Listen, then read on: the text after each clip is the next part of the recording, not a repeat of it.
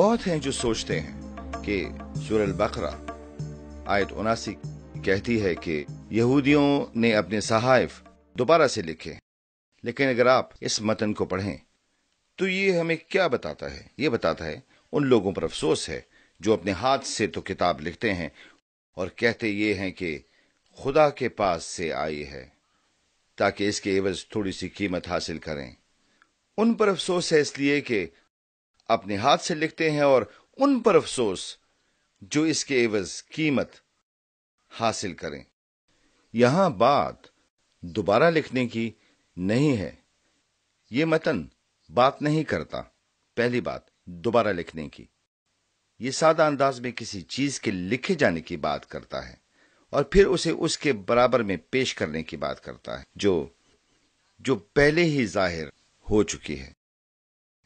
دوسری بات یہ ہے کہ یہاں تحریف کا ذکر نہیں ہو رہا، یہ ذکر نہیں ہو رہا کہ جو پہلے سے لکھا ہے اس میں کوئی تبدیلی نہیں ہوئی۔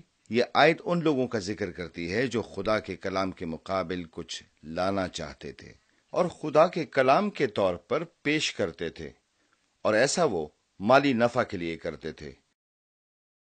اسی بات کا ذکر یہاں ہو رہا ہے۔ یہ آیت تضاد نہیں رکھتی سورہ یونس کی آیت 64 جس کا ذکر ہم کر چکے ہیں، جو بتاتی ہے کہ اللہ کی سب سے بڑی فتح یہ ہے کہ وہ اپنے کلام کو محفوظ رکھتا ہے۔ اب قرآن مجید کس پر الزام لگاتا ہے کہ انہوں نے ان جھوٹی تحریروں کو بیچا؟ اب فوری سیاق و سباق میں سے ہمیں پتہ چلتا ہے کہ وہ یہودیوں میں سے ایک گروہ تھا۔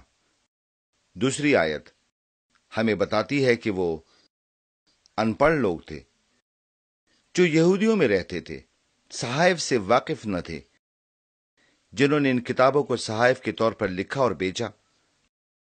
اب ذرا اس بارے میں سوچیں، یہ تضاد دکھائی دیتا ہے کیونکہ ان پڑھ کتابیں نہیں لکھ سکتے، لیکن انہیں یہاں ان پڑھ کہا گیا ہے۔ ہم اسے کیسے سمجھ سکتے ہیں؟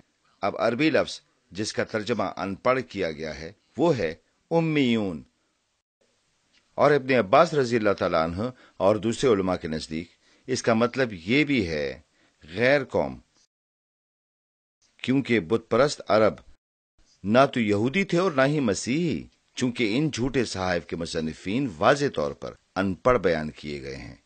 تو ہم سوچنے پر مجبور ہو جاتے ہیں کہ یہ گروہ غیر قوم یا غیر یہودی گروہ تھا جو یہودیوں کے نزدیک رہتے تھے مگر یہودی نہ تھے۔ یقیناً تاریخ ہمیں بتاتی ہے کہ ایسے بہت سے عرب غیر یہودی شاعروں نے جھوٹے مکاشفات تحریر کیے صرف ذاتی فائدے کے لیے۔